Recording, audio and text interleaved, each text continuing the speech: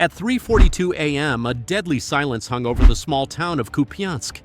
The mist was thick, cloaking the streets in a veil of fog that stretched endlessly, and streetlights barely pierced through the haze, casting faint halos in the air. Less than 15 miles from the Russian border, the night was still. Yet something catastrophic was approaching. Far from being an ordinary night, this would soon turn into a tale of destruction, precision, and devastating warfare. The target was no ordinary building, no single piece of infrastructure. It was a vital lifeline for Russia's military operations in eastern Ukraine. The Oskol River's massive steel bridge, a structure nearly 700 feet long, and the freight station situated just south of it formed a critical junction for Moscow's war machinery.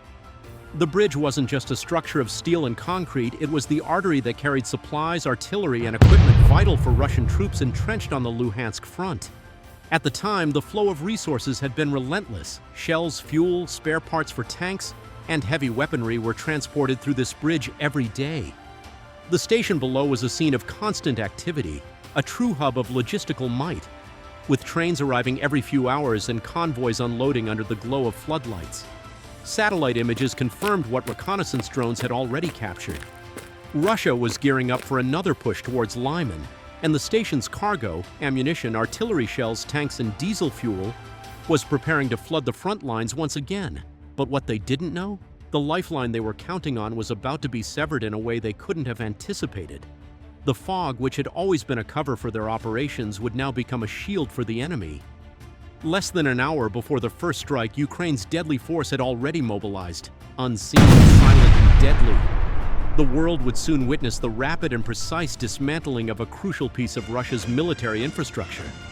The supply bridge and the freight station weren't merely important, they were indispensable to the Russian war effort.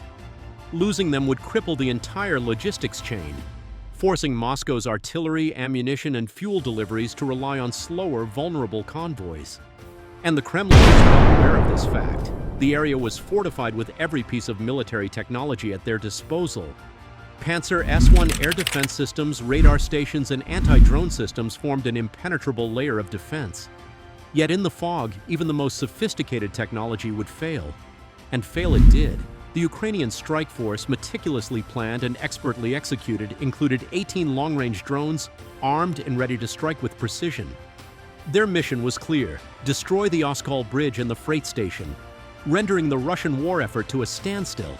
The drones came in low, barely 20 feet above the water, skimming the Oskol River, their presence undetectable to Russian defenses. The only sound that could be heard was the hum of their electric motors, a ghostly whisper in the night. 3 groups of drones split their formation and headed toward the target. One group aimed for the freight transfer station, intent on demolishing fuel tanks, igniting the containers and crippling the whole operation. The other group set their sights on the Oskol Bridge, the heart of Russia's logistical lifeline. Each drone, equipped with cutting-edge navigation systems, knew its target and had already mapped out every inch of the terrain.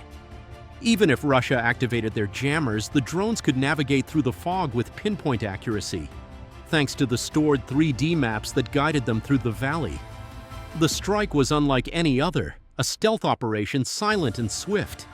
As the drones advanced, they passed under the radar's watchful eye, hidden in the blind spots where the river's banks dipped low. The air defense systems, ready for a battle, had no idea what was about to hit them. Minutes later, the first impact came. The eastern pillar of the Oskol Bridge took the brunt of the assault as the first drone hit with accuracy. The concrete exploded, sending a shockwave that rattled windows miles away. The second drone followed almost instantly, striking the opposite column with equal force. The sound of the blast was deafening, but by the time the Russian defenses reacted, it was too late. The third drone targeted the center of the bridge, its warhead slamming into the truss, sending molten steel raining down on the river below. At the same time, the Panzer S-1 air defense system activated, but the incoming threat wasn't what they expected. A lone decoy drone, a Scythe model, acted as bait, flying high above the bridge, mimicking the radar signature of a larger attack force. The Panzer locked onto the decoy, wasting valuable seconds, as the real drones continued their assault on the bridge. In those precious moments, the first 2 columns of the bridge were already crumbling under the force of the explosions. As the last drone hit its target, the bridge began to groan. its structure finally succumbing to the combined force of the attacks. It didn't fall immediately, it resisted for a few more seconds, but the damage was done. The support columns were no longer standing, and the bridge collapsed into the Oskol River, taking with it any hope Russia had of maintaining its supply route to Lyman. The strike had been surgical, precise, and devastating. The Oskol Bridge was no longer usable, and the freight station lay in ruins. This was just the beginning. As the bridge crumpled into the river, the world stood still for a moment. The quiet destruction was a stark contrast to the chaos that was soon to unfold. On the ground, the damage was staggering. The Oskol Bridge, once a vital conduit for Russian military operations, now lay in ruins beneath the churning waters of the river. But the devastation wasn't confined to the bridge alone. The freight transfer station, Russia's operational lifeline to the front lines, was under attack, and it was falling apart piece by piece. The second wave of drones arrived shortly after the collapse of the bridge. 12 drones, including both Scythe and Beaver models, had their sights set on the sprawling freight station just half a mile downstream. This wasn't just about striking buildings, it was about completely dismantling the heart of Russian supply logistics. The mission was simple: destroy the fuel yard, ignite the ammunition depot, and turn the shipping containers into nothing more than twisted metal and fire. The first wave struck the fuel yard, and it was as though the night itself had erupted. 6 drones dove towards their targets, each carrying a warhead designed to pierce through the steel of fuel tankers. Upon impact, the explosions were catastrophic. Fuel erupted into the air, a fiery cascade that seemed to reach for the heavens. The fireball grew larger with each passing second, the glow lighting up the fog, turning it into a chaotic inferno. Within moments, the entire fuel yard had been engulfed in flames, sending towering columns of fire into the sky. The heat was unbearable even miles away, but the drones weren't finished. The second wave banked hard toward the containers, which had been carefully stacked with hazardous materials. These materials, combined with the volatile nature of the warheads, created a chain reaction like nothing Russia had seen. Explosions rocked the facility as drone after drone slammed into the stacks, tearing open the containers, igniting a blaze that spread like wildfire. The fire quickly jumped to a train loaded with artillery shells parked on an adjacent track. What followed was sheer chaos, an uncontrollable, violent chain of events. The artillery shells caught in the growing inferno began cooking off. The sounds were deafening, like a barrage of thunder that ripped through the night. Explosions echoed across the valley, shattering the quiet as shells detonated one after another. The force of the explosions tore the containers apart, sending fragments of steel and burning fuel across the yard. Russian soldiers who had been scattered across the facility found themselves in complete disarray.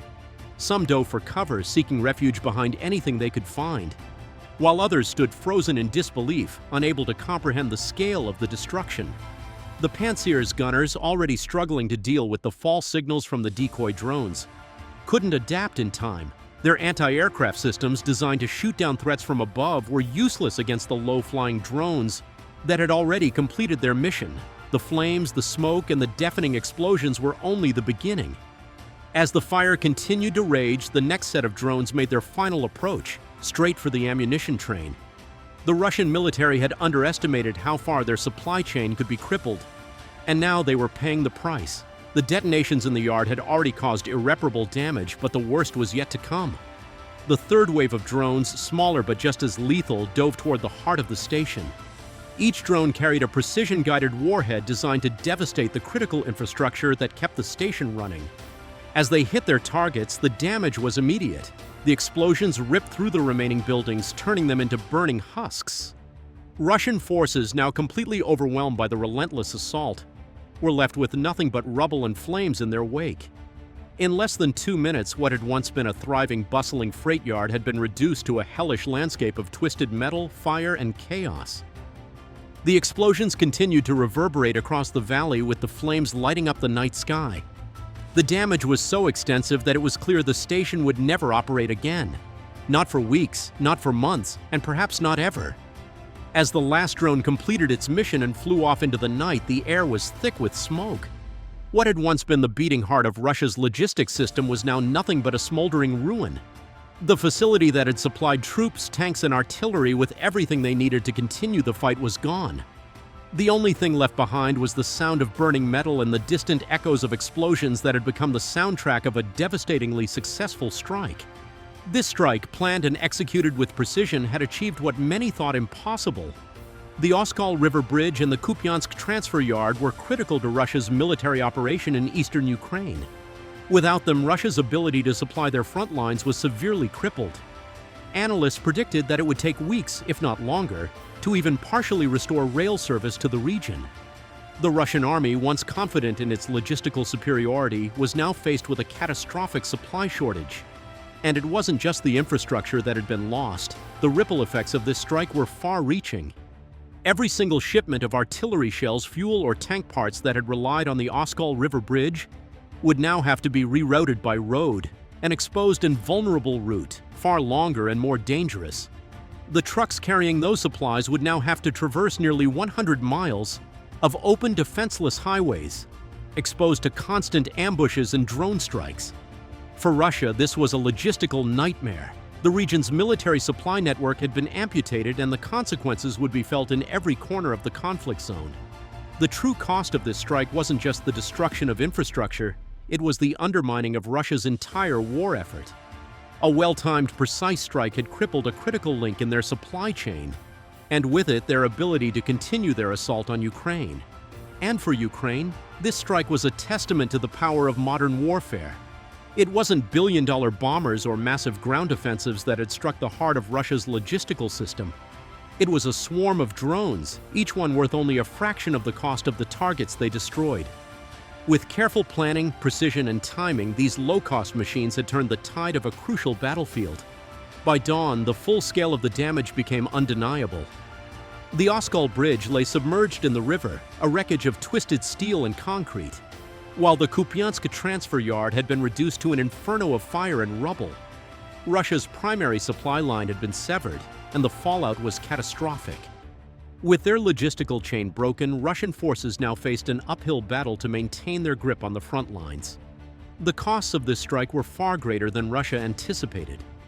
Analysts predicted that it would take weeks, if not months, to restore even partial rail service. In the meantime, every supply convoy would be forced to take longer, more dangerous routes, vulnerable to ambushes, drone attacks, and partisan forces. The bridge's destruction wasn't just a physical blow, it was a symbol of how modern warfare, small, smart, and precise, could render even the most fortified positions useless. For Ukraine, this was a decisive moment. The Oskol River Bridge wasn't just a target, it was the beating heart of Russia's war machine. And with a carefully executed strike, they had shown the world the power of precision, timing, and technology in modern combat. What once seemed unassailable had been brought to its knees by a swarm of low-cost drones, transforming the landscape of warfare.